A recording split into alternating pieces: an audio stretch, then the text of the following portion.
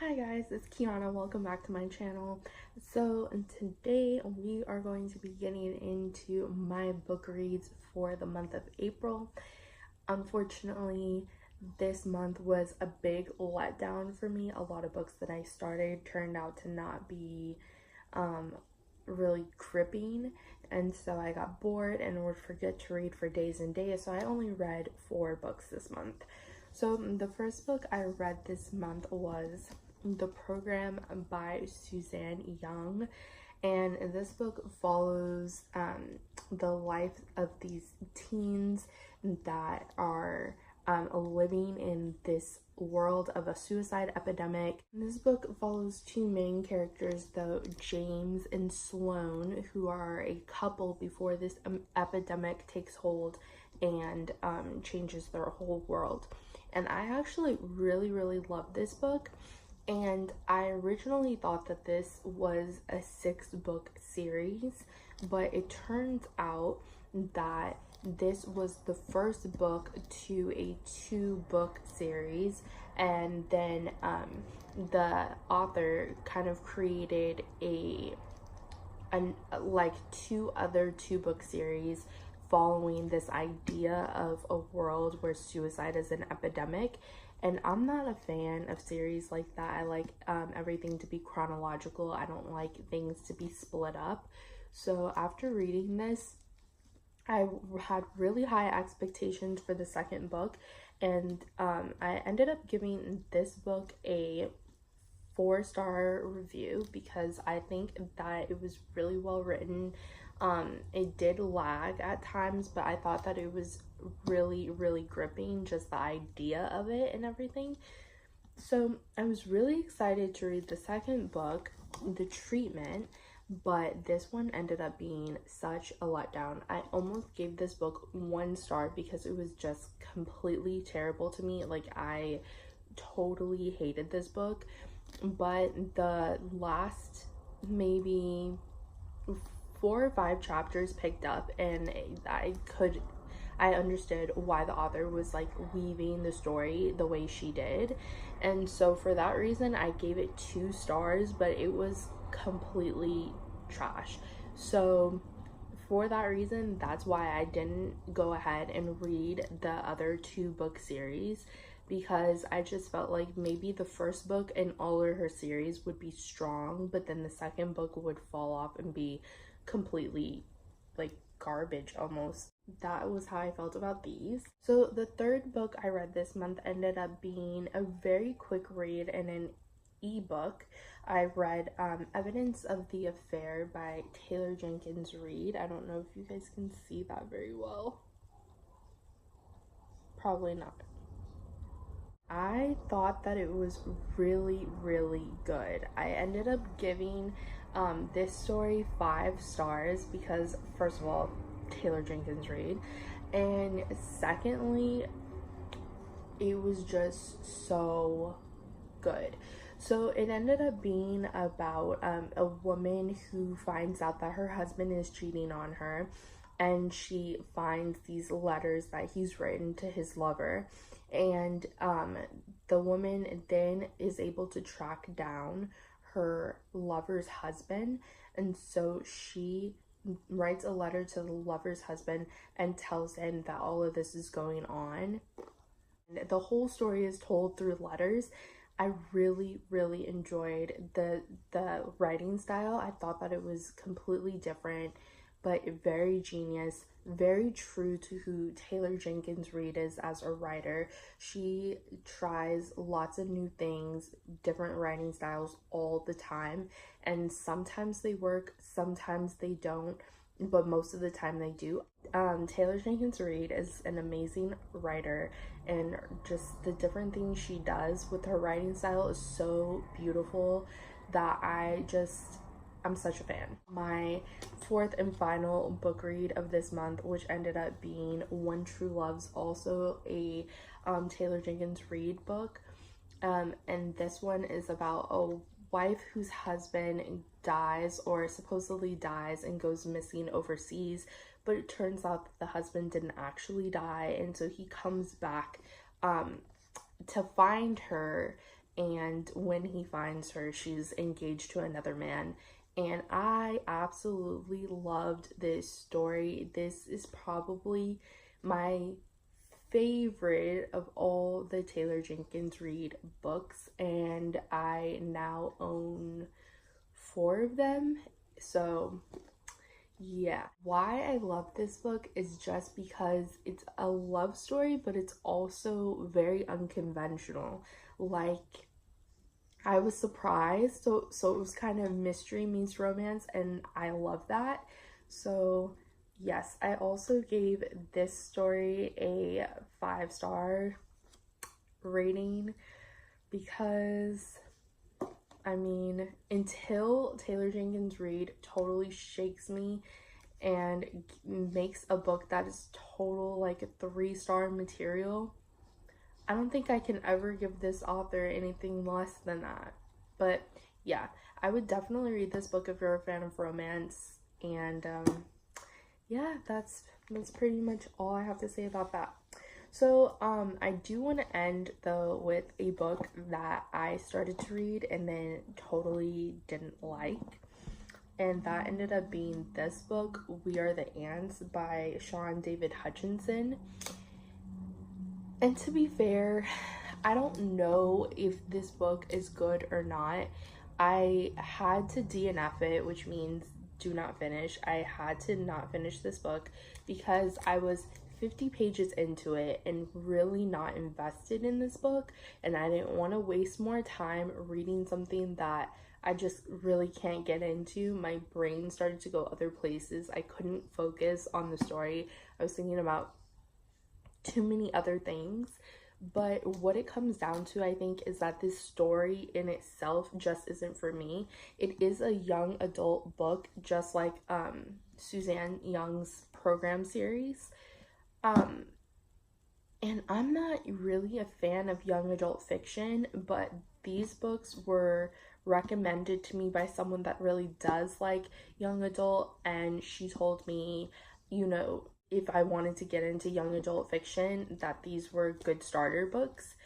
And I think that may be true for people that really do like the unconventional stories and everything, but this is too like almost fantasy for me, and I'm not a fan of fantasy. So if you are a fan of fantasy, you may really like this book because it's about a boy that gets abducted by aliens, and the aliens basically tell him that the world is coming to an end and he needs to, you know, stop that from happening. If that sounds like something that's interesting to you, then maybe this is the book for you. It just wasn't the one for me. So I'm also going to combine a book haul into this video. So let's get into it. As far as book haul goes, I'm going to start with my ebooks. Jane Doe by Victoria Helen Stone. Verity by Colleen Hoover. The Myth of a Nice Girl by Fran Hauser. And 1984 by George Orwell.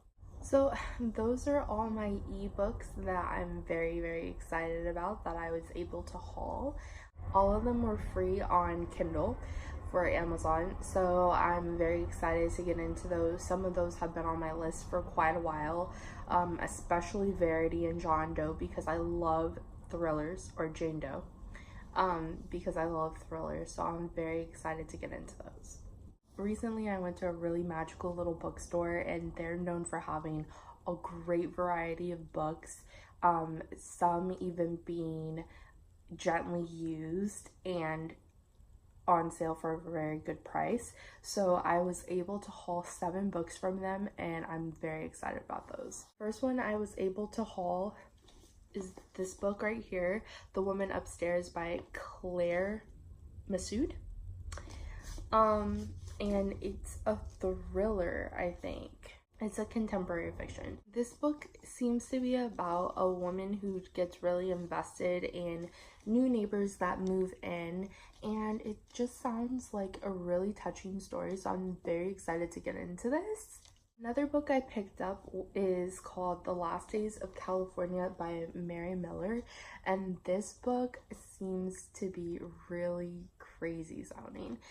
It's about a religious family that is on the run from Arizona to California because they fear the apocalypse is on its way.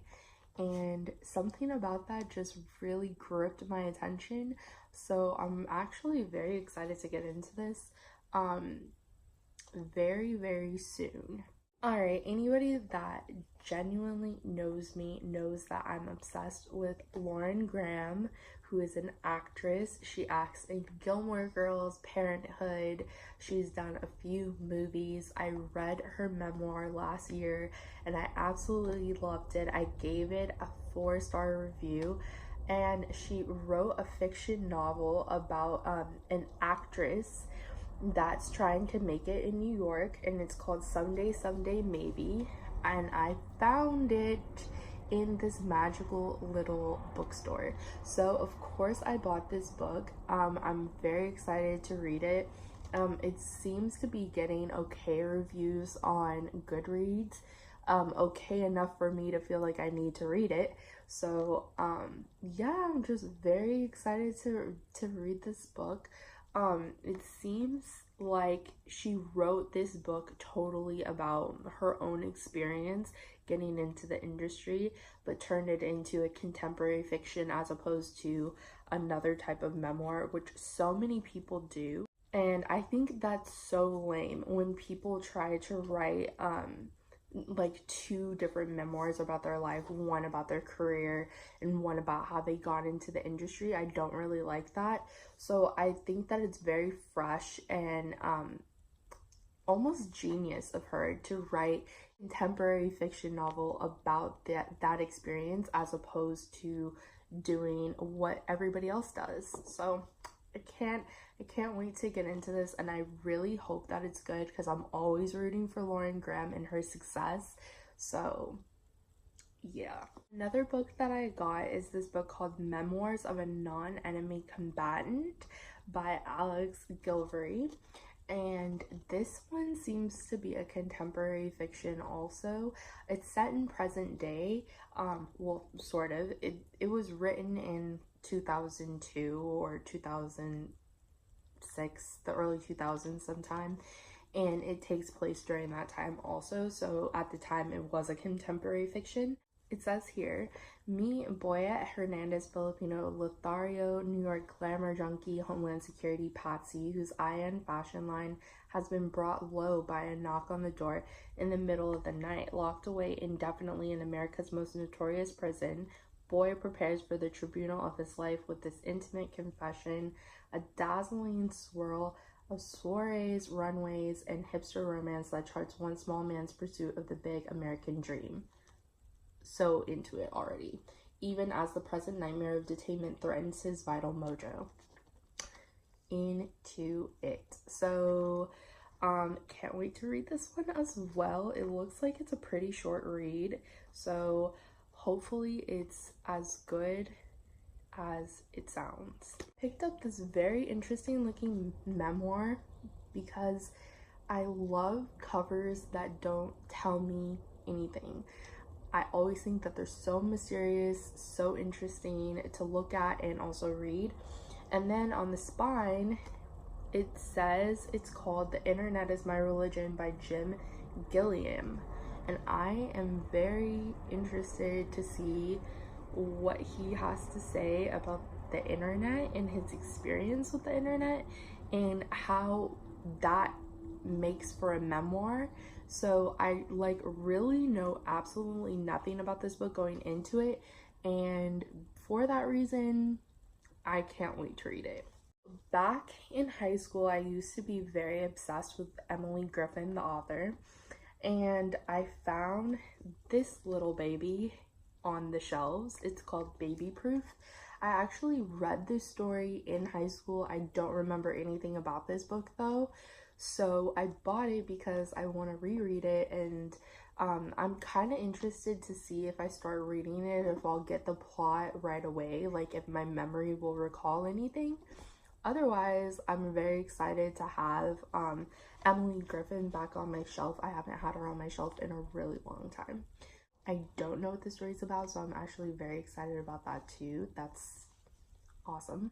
I found this amazing book, Supermarket by Bobby Hall, aka Logic. I'm super ready to get into this book. This may definitely be one of the first ones I read next month. Um, this is a thriller about a murder that takes place in a supermarket, aka why it's called Supermarket.